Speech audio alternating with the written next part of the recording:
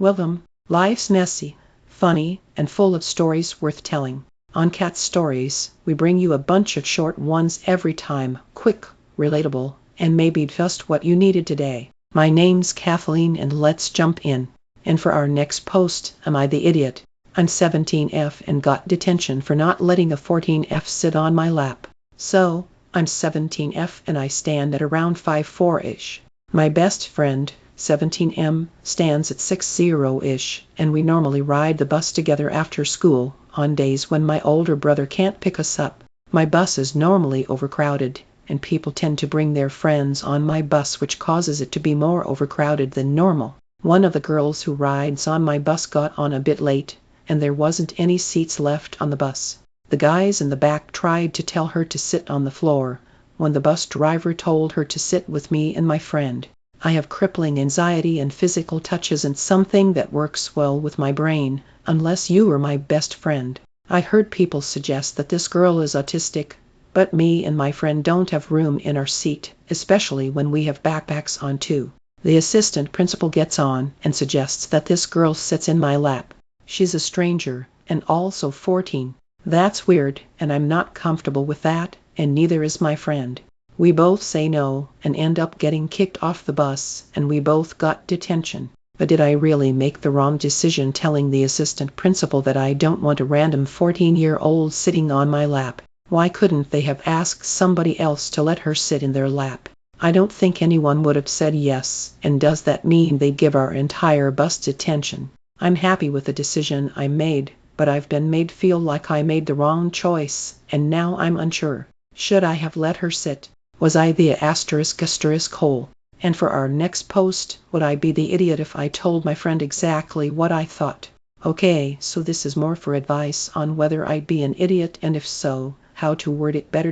I, 17M, and my friend who we'll call Olivia, 17F, have been close since we were 14. However, recently, I've noticed that the scales are starting to tip to one side. Olivia has recently got a boyfriend, 17M, who we'll call Jeff. Olivia's never had a lack of friends, and neither have I, but we used to spend most of our time with each other instead of anyone else. As soon as she got this boyfriend, all, and I mean all, of her attention turned to him. We went from spending 57 days a week together to 12 at most, which I'm not mad about, but if we have plans, they're canceled because he's asked to see her. I turn 18 2 weeks before her, and we were planning to go on a caravan trip away for her birthday. 10 days now that she's in a relationship, she's considering cutting it down to 2 days, because that's how long this guy is available for her boyfriend's friends, and I have had problems before these two even knew each other, and she keeps mentioning them and telling me about how they have this dirt on me, or they know what I did at this time when I was 14, which I don't really care. It's not as if I do things in secret,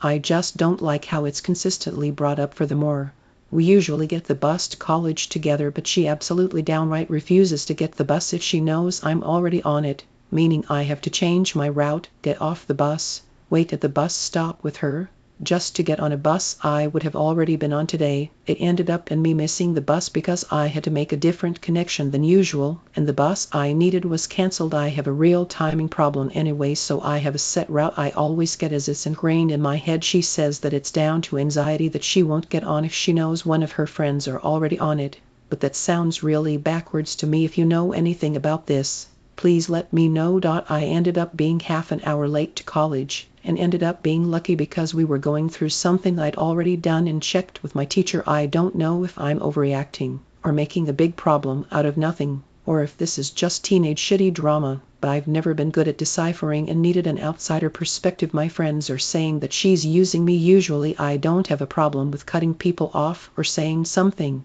but it's a very different story with her, as she knows a lot more about me than anyone else. And for our next post, Am I the Idiot? Bachelorette edition. Am I the idiot for being upset that my friend left my bachelorette party 24 hours into the trip because she didn't feel well, but she felt well enough to drive 4 hours back to school to be able to hang out with her boyfriend? I had 2 bridesmaids, my best friends of a 3-person friend group, and my sister is my MOH. The 3 of us went on a weekend beach trip for my bachelorette party this past weekend. Less than 24 hours into the trip, one of them had a cross-contamination allergic reaction to gluten, celiac disease, and decided to leave within an hour of eating. It was also her family's beach house, so that left us at her house without her. I tried to be understanding because I know she didn't feel well, but it feels like she bailed very quickly. That day, Friday, we all decided to come back the night before. We originally planned Saturday night instead of Sunday morning because of multiple factors. It had just snowed back at home. We only had one car instead of two, etc., etc., and me and my best friend, the bridesmaid, decided to have a sleepover Saturday night. We texted the girl who left to see if she wanted to join us, and she first said that her mom was worried about the snow on the roads, which it had melted completely by Saturday morning, and then again a few hours later that she was going to drive 4 hours back to school on Saturday instead of Sunday. We were both going to be driving back to our separate schools Sunday afternoon after we got back from the trip Sunday morning because she needed the extra time to get everything set and organized before classes Monday morning. She was already moved into her apartment, mind you. I tried to be understanding and gracious, but her boyfriend posted something later that night that showed them hanging out, and then again on Sunday afternoon them hanging out. It feels like she was too sick to hang out with us but fine to drive several hours and to hang out with her boyfriend. So here's the question, do I say anything to my friend? I don't like her boyfriend, and due to many red flags, me and our other friend told her to strongly consider breaking up with him, and she has completely ignored our warnings and is definitely upset at us that we don't like him.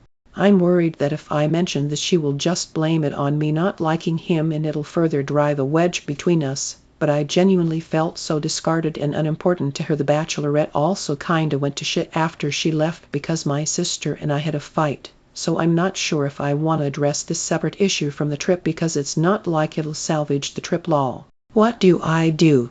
And for our next post, am I the idiot? Do I owe an apology to colleagues? A 30-something yo lady is going through a difficult breakup with her long-term BF lady #1. She has been confiding in another 30-something lady #2. I am 60-something, not sure if ages matter. The confidante came to me and asked about getting lady #1 a therapist. She needs someone to talk to. She needs help. I arrange for referrals so she can see someone who is good quickly. Lady #2 keeps walking around work saying she needs help and he is a grrrr and never finishes, but it is enough that I know this is not an amicable breakup. I see the two of them talking privately a lot, so I think personal business is being shared and lady #1 is getting support. Lady #1 came to me and said BF had been inappropriate to her and was no holding her things hostage. I check out the situation with my resources and find it rises to the level of her qualifying for a restraining order, which she gets. I quietly kept checking in to make sure she got her order. Did you get that taken care of? Being generic, but making sure she was safe. One day lady #2 said something about the BF being inappropriate and I say something like at least she got her restraining order in passing. That led to lady #2 going to lady #1 and saying I had made her uncomfortable by mentioning the restraining order as she saw it as personal business. Apparently she had not known, but since I see them talking and lady #2 keeps saying things like he is an owl and she needs help, it never occurred to me she didn't know. I then get a text from lady telling me I had made #2 uncomfortable and to not spread her business. She isn't telling many people around here about her personal life. I was absolutely shocked as I know 30 seconds of her business and as far I knew hadn't said anything inappropriate. I found out today it was because of mentioning the TRO to lady #2. I honestly thought she knew, and to me they aren't things that are usually secrets. Maybe I have been in this line of work too long. They are public information and usually survivors are open, even relieved, to have one in place so they tell confidantes. Since I knew lady #2 was a confidante, she seemed to know the gravity of the situation, and TROs are public. I don't feel like I did anything wrong and this is being blown out of proportion. Do I owe an apology to one or both of them? And for our next post, am I the idiot for not lending my brother-in-law? For context, we have a disagreement a few years back in regards to a job. They introduced me to my work, but then I got promoted and they started slacking off. I tried to help them out, but they got mad at me and accused me of different things like I'm getting arrogant, stupid and stuff. This caused me postpartum depression since it was just 3 months since I gave birth at that time. In the end they were let go and I continue to strive in my work. Now the problem is recently they started worrying about money. Don't know the details, but they have the tendency to splurge on material things. My husband is close with his brother and started asking if we can lend them some money to process some documents. I said a hard no and he was mad at me about it. Just to note that I'm the one working for our family. My husband is stay at home and he is just now starting to look for job. Am I the idiot for saying no? And for our next post, am I the idiot for not moving home? I am 28, have been living downtown for the past year with my girlfriend. My parents recently just accepted a new job in Florida, which will require them to move down to Florida. However, my sister currently lives with them. Knowing that my parents will be moving to Florida, my mom asked my girlfriend and I if we can move into their current house and stay with my sister F23 until she graduates college next January. I have a good relationship with my sister, however, she is very loud, messy, and has a tendency to be rude. On top of that, she has a dog that she just doesn't take care of. I feel like this will just cause my girlfriend and me a lot of added stress. Am I the idiot for declining not to move home? Edit typo for Florida. And that's a wrap for today's stories. If you had a favorite or something similar happened to you, drop it in the comments. I'd love to hear it. Don't forget to like, subscribe, and hit the bell so you don't miss what's coming next. See you soon. Cat signing off.